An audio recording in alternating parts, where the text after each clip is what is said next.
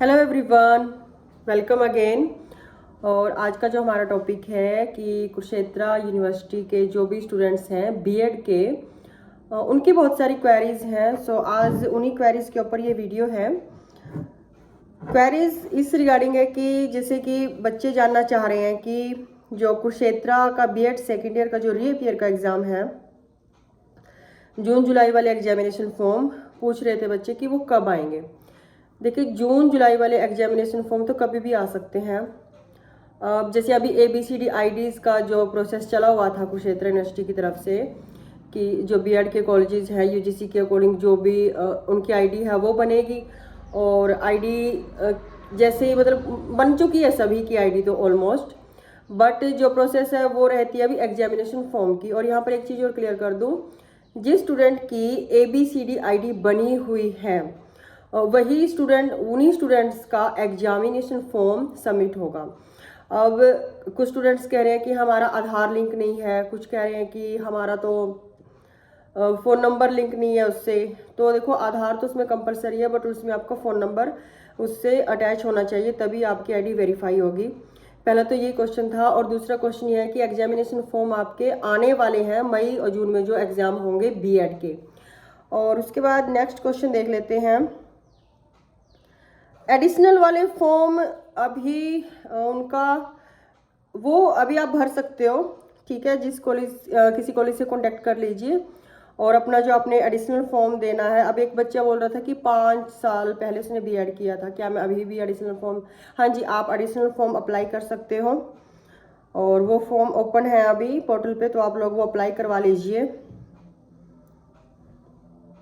अच्छा, कुछ स्टूडेंट का ये है कि जैसे अभी रीअपियर का पेपर है 11 मार्च से, उनकी क्वेरी है कि मैम ये बताइए कि जो ये वाले पेपर हैं इनमें डायग्राम किस तरीके से बनाते हैं।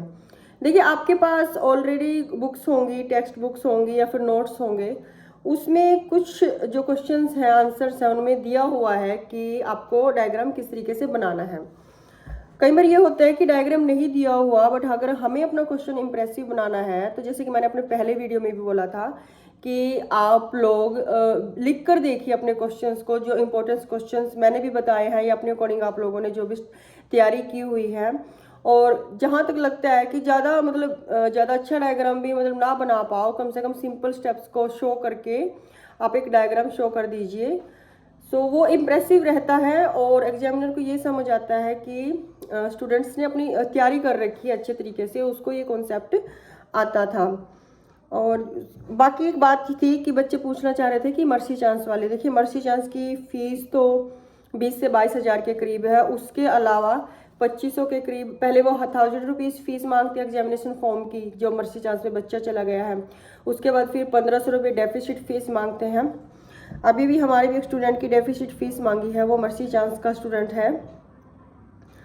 और दूसरा क्वेश्चन है कि कुछ बच्चे कह रहे थे कि मैंने फर्स्ट ईयर का कोई भी एग्ज़ाम नहीं दिया है, बावजूद इसके उन्होंने क्या किया है, उन्होंने एग्जामिनेशन फॉर्म फिल कर दिया है और वो कह रहे हैं कि हमारा रोल नंबर भी आ गया है, बट अभी उन्हें ये पता चला है कि वो पेपर नहीं दे सकते। जी हाँ, ये बिल्कुल सही है। 4 से ज़्यादा पेपर अगर आपकी री है, फर्स्ट ईयर हो या सेकेंड ईयर हो, फर्स्ट ईयर का तो 4 पेपर का है, सेकेंड ईयर के 4 हैं तो 2 पेपर हो गए। अगर उससे ज़्यादा पेपर में आपकी री है तो आप जो अभी सेशन है मार्च वाला, इसमें रीपेयर का पेपर नहीं दे पाओगे। इसके लिए आपको जून आपका फॉर्म दोबारा अप्लाई होगा, और आप जो जून में अगर सेकेंड ईयर का पेपर है तो जून में पेपर होगा। और फर्स्ट ईयर के जैसे कि बच्चा बोल रहा है उसके सारे पेपर हैं, तो पहले सेकेंड ईयर के पेपर होते हैं और फिर फर्स्ट ईयर के, तो आप उसी डेट शीट के अकॉर्डिंग अपने पेपर दोगे। एग्ज़ाम फॉर्म अभी आने वाले हैं, तो आप याद से अपने फॉर्म कॉलेज से बात करके कंप्लीट करवा दीजिए। वैसे कॉलेज भी आपको ये जानकारी देता है, बट कुछ स्टूडेंट की क्वेरी है कि हमें बताया नहीं जाता। तो देखिए, सबसे ज़्यादा जो फर्स्ट रिस्पॉन्सिबिलिटी है वो तो स्टूडेंट्स की बनती है। आखिरकार बीएड वो कर रहे हैं तो वो खुद कॉन्टैक्ट में रहें। और उसके बाद है एक ये है कि स्टूडेंट्स का ये था कि वो पेपर देकर आए हैं, जैसे फर्स्ट ईयर का था या सेकेंड ईयर का, फिर उसके बाद भी उनकी वो कर रखा है कि एब्सेंट दिखा रखा है। अब स्टूडेंट कहते हैं कि एब्सेंट दिखाया हुआ था, हमने पेपर दिया हुआ था, हम प्रेजेंट थे और बावजूद इसके उन्होंने एग्जामिनेशन फॉर्म अप्लाई कर दिया है। देखिए, एग्जामिनेशन फॉर्म अप्लाई करने की तो ज़रूरत नहीं थी। हमारे कॉलेज में भी ऑलरेडी ऐसे स्टूडेंट्स हैं जिनके साथ ये प्रॉब्लम आई थी। इसमें होता क्या है कि स्टूडेंट्स का जो सिग्नेचर का चार्ट है वो जहाँ जिस कॉलेज में था वहाँ से लेकर यूनिवर्सिटी में सबमिट करवाता है कॉलेज। हाँ, बाकी कॉलेज के ऊपर उसने अगर आपको बोला है कि स्टूडेंट जाएगा तो आप भी करवा सकते हो, बट मोस्टली जो केसेस होते हैं उसमें कॉलेज ही ये वर्क करता है। इसमें थोड़ा सा टाइम लगता है कि अब तक कॉलेज की तरफ से उनको 1-2 चक्कर यूनिवर्सिटी के काटने पड़े, बट आपका अगर आप प्रेजेंट थे रियलिटी में तो वो प्रेजेंट वो शो हो जाएगा, आपका रिजल्ट भी शो करेगा प्रेजेंट वाला, और आपको पेपर देने की तो देखो नीड नहीं है इसमें।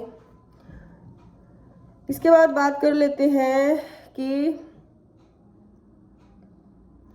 कुछ स्टूडेंट बोल रहे हैं कि हमें कॉलेज वाले बोलते हैं कि आप कॉलेज जाइए, नहीं आप यूनिवर्सिटी जाइए और खुद करवा कर आइए।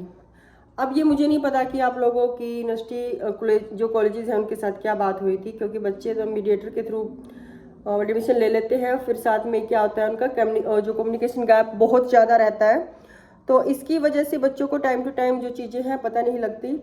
अगर आपकी कोई और क्वेरी है और आप जानना चाहते हैं तो आप मुझे टेलीग्राम चैनल पे भी मैसेज कर सकते हैं मेरे, और जो कमेंट बॉक्स है वहाँ पर भी मैसेज कर सकते हैं, और आपके जो भी क्वेरीज हैं उनको सोल्व करने का मैं पूरा प्रयत्न करूँगी। इसीलिए मैं वीडियो बना रही हूँ ताकि जो स्टूडेंट्स हैं, बहुत से स्टूडेंट इसलिए मायूस हैं जो स्टेट से बाहर के स्टूडेंट्स हैं, वो बोलते हैं कि हमें टाइम टू टाइम चीज़ें पता नहीं चलती। देखिए, आप किसी को भी ब्लेम नहीं कर सकते, आपको ब्लेम करना है तो आप खुद को कीजिए, आपको भी एक्टिव रहना पड़ेगा, तब जाके जो आपकी प्रॉब्लम्स है वो कहीं सॉल्व होंगी। और ज़्यादा से ज़्यादा अगर आप चाहें तो ये वीडियो अपने जो आपके फ्रेंड्स सर्कल है उसमें शेयर कर सकते हैं, लाइक कर सकते हैं, और कमेंट आपके जो भी क्वेरीज है उसके रिगार्डिंग आप कर सकते हैं। और इसके साथ एक चीज़ और बोलना चाहूँगी, रीअपियर का पेपर 11 तारीख से है, तो आप उसकी तैयारी, पहले भी मैंने इस पर वीडियो बनाया था, आप अपनी कंप्लीट कर लीजिए, अपने डायग्राम्स कोटेशन ज़्यादा से ज़्यादा दीजिए और बेहतर पेपर समझकर उसको लिख कर आइए। लास्ट ईयर का पेपर उसको याद करके कि पहला मेरा पेपर अच्छा नहीं हुआ था, कि अब तो मेरे अब की बार भी रीअपियर हो जाए, आपको ऐसा कुछ भी सोचने की नीड नहीं है।